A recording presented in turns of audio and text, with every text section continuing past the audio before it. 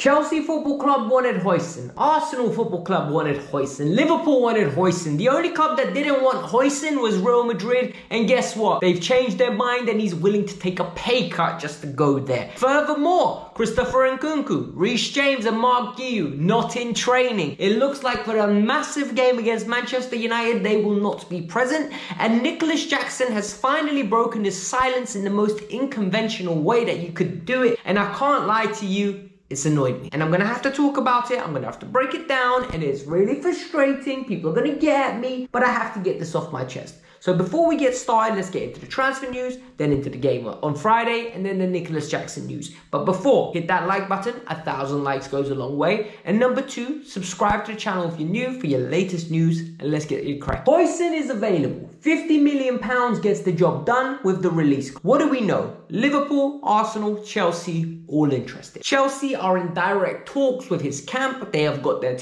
offer on the table. However, one club admired him and the other club was already willing to do whatever it takes. The club that admired him in Real Madrid were his first choice. We have seen Huijsen on numerous occasions come out, and not only to work for the club, he's basically been offering himself out in any given way. He's begging them, he's absolutely pleading with them publicly, take me.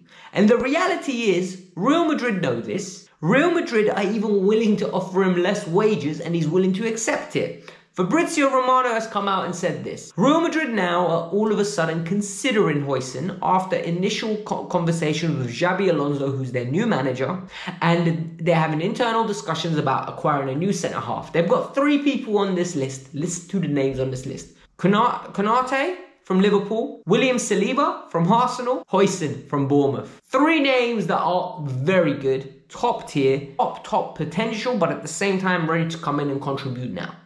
Great list. Real Madrid now are willing to go in and pay the money because what they've realized is it can be paid in installments. It doesn't have to be paid up front. 3 installments, and Real Madrid are like, no problem, we can get this done. The player is willing to force the move through. Fabrizio says it's an open race. I don't believe it. Matt Law now has come out and briefed, and what Matt Law has done here is what Chelsea do whenever we lose out on a player. He's one of the players on the list. Real Madrid are favourites. There are alternatives. And for me, the alternatives are not as attractive as the idea of what Huijsen can become, but in reality, at current construction, I don't think the alternatives are any worse than it. And what I'm going to tell you now is, I've got no preference. Whilst I think Huijsen can become an elite level centre-half, I don't want Huijsen. What I want is somebody with more experience. And the 2 players on the list, according to Matt Law, are Mark Guehi and Hato. Hato has got 100 appearances for Ajax. He's the captain of Ajax. People had a go at me the other day when I said, why can't we give Ishe Samuel-Smith a chance rather than spending 40-50 million on somebody coming from Ajax, because they're saying he's the youngest ever captain of Ajax. Have some respect. I understand that. I respect it. But you know what I also want to respect? Coburn. If he was switching positions with Ishe and Ishe was at Ajax, do you think Ishe would not get the opportunities Hato got in a first team, 100 games, and maybe he'd be the captain?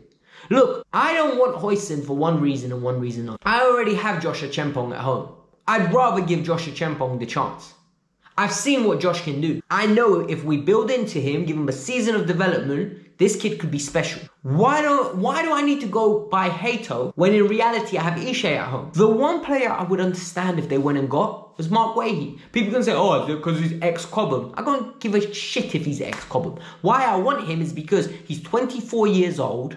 He has got nearly 180 games or in Premier League under his name. He's the captain of Palace. He's got international caps and he's ready to contribute. Whether he is of the level is another question. I think he's a good player. Can he step up and make us better?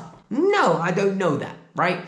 It's a question that needs to be answered. We never know the answer with these questions. Even when we buy a young player, there's no guarantee he comes in and hits the ground running. But what I do know is Mark will give leadership. Mark will bring intelligence of playing in the league. He will not need to adapt. And more importantly, and this is the biggest one of all, it brings something we lack in the squad. Some international presence. I actually think Levi will look up to him. I don't think Levi looks up to anyone else in that centre-back partnership. Tosin, you're having a laugh. Chalobah, he respects him, but he knows he's better than him. And for me, that is imperative. If we bring in Mark Guehi, yes, he has his limitations. There is room for him to become a leader, a captain, for him to hopefully take the next level up. But it is a risky one. It's an interesting one. Look, I think Huijsen to Real Madrid is as good as done. They're not getting Saliba. They're not getting Konate. They are going to go and get the Spanish international. They're going to have a Spanish core. They're going to be happy with it. Xabi Alonso is going to get himself a new centre-half from Bournemouth. Nicholas Jackson got sent. People told me it's not a red card. I tell those people, either you have Chelsea goggles on, or, and this is the biggest one of all, you don't understand what he done. He sized the man up. He elbowed him.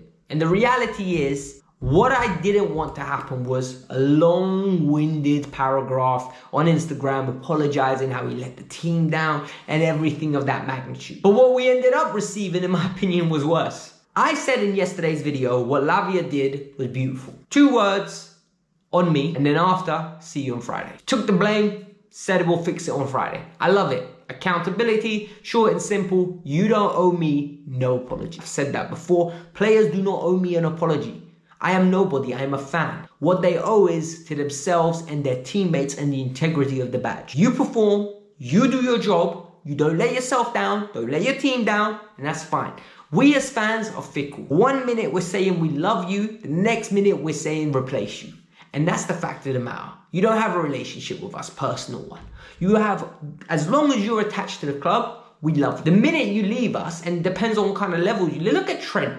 Look at Liverpool fans and Trent. Liverpool fans have erased a lifetime of work because he's decided to leave as a free agent. That just should explain to you the relationship between football fans and players. However, what Jackson has done for me, I don't respect it. And why I don't respect it anymore, it probably doesn't mean anything to him. However, Usman is a journalist and he has come out with the fact that Jackson's very disappointed. Jackson feels like he's let himself and the teammates down, and Jackson didn't want to get bullied by the Newcastle defenders. And if you guys go and rewatch what I'd said in the post-match reaction, he was getting triggered and he was getting rattled by those defenders, and he thought, I'm going to leave one on you. And it was a spur of the moment decision, and he absolutely took it and he clamped him and he got caught. Mistake number 1. However, what I think is a mistake is briefing an apology. If you're going to apologize, do it yourself. I think it's better. The minute you use journalists to do it, what you're doing there is absolving yourself from any criticism, you're closing yourself off, and you're letting the journalists do everything for you. And for me, what it ends up doing is it really removes the people that were backing you from being able to back you. Because what this means is you don't care. If you don't care enough to apologize and deal with the ramifications of people saying you let the team down, blah, blah, blah, blah, blah, don't do it. Like I said, you don't owe anyone an apology. There is the extremists and people saying we have to sell him. What I'm going to say is be very careful. What we need is one striker. And it would need to be someone better than Jackson or on par with Jackson. Someone that can compete with him. Hopefully that will either make him into a bench player or elevate him to become a better starter. We cannot sell Jackson. Why? Because it means we have to buy 2 strikers. Do you trust the sporting directors to go get you two strikers? I don't. Personally, I already am struggling that they're going to get me a centre-half, a winger, a goalkeeper and a striker. So on what planet do I want to add more onto their workload? I don't see it. Personally, Jackson does not need to be sold. If a stupid offer comes in, of course, you sell him. But I don't see a stupid offer coming in. I feel like we have to keep him. We have to develop him. But we need to get him competition. We've got a massive game against Manchester United on Friday. And I'm not exaggerating when I tell you the future of the club depends on. And I'm not saying in the sense that Chelsea will be insolvent and Chelsea won't be here. But next year, we're either going to be hearing, these are the champions, or we're going to be hearing, da-na-na-na-na, dun-da-na-na. I know which one I don't want to hear. And for those of you that don't know, it's the Champions League anthem or the Europa League anthem. I can't sing, we know that. But it's not off to a good start. Reece James, not in training today. We don't know why, we don't know how, we don't know what's going on. It is Reece James, so there might be a different training program.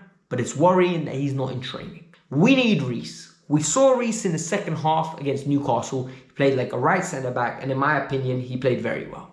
I thought Reece James was very good. I think it really suited him. And all in all, it just made the system look better when he was in the right centre-half position. Levi was in the middle. On the left-hand side was Trev. Cobham, beautiful. But Nkunku, not in trade. That's something I'm not shocked about. Christopher Nkunku, for me, is done at Chelsea. I do not see Christopher Nkunku kicking a ball at Chelsea again. Why? I feel like this injury is being blown out of proportion. I feel like this injury most probably is real. However, it's exaggerated. If he was playing for the team, he'd play through the pain. We don't know what he's done. There's literally been no clarification. He sat on the bench for Fulham, and all of a sudden, oh, Christo's injured for 15 days. Surprise, surprise, there isn't only like 15 days left in the team. For me, this is one of those things where I think Nkunku being injured or not, Maresca's not going to play him. He doesn't rate him. He doesn't suit the system. It is what it is. Mark Guiu is training alone, not with a team. So that idea that he comes back like Chris Eubank Sr., I don't see it. I don't see him rocking up on Friday like, I'm here, I'm ready to play. I don't see it. Like, it's one of those things, even if he does, he won't be able to start. He'll most probably get some bench minutes at the very most. And if that's enough, I don't know. We're going to need somebody to play against Forest and Manchester United. One game at a time. Focus on the Manchester United. Win that. Put the pressure on Manchester City and Newcastle. Let them drop points. That's the key here. If we somehow win our game, Arsenal beat, Newcastle, and all of a sudden we're closer to Newcastle, and Newcastle game against Everton means something to them. Maybe we can suck Newcastle into it. Maybe we can win, and maybe if Newcastle win against Arsenal, then all of a sudden we close the gap. You see what I'm talking about here? You see the mathematics I'm doing here? But it's too much. Just win our 2 games and everything's fine. Listen, if you guys are interested about the short list of strikers that Chelsea have, it's 3 names, 3 young prospects that have already scored over into double-figure goals. The video is here. It'll break everything down for you. It's going to be the update. It's from a reliable source. Go check it out. Let me know your thoughts. Peace out. I'm out. Bye.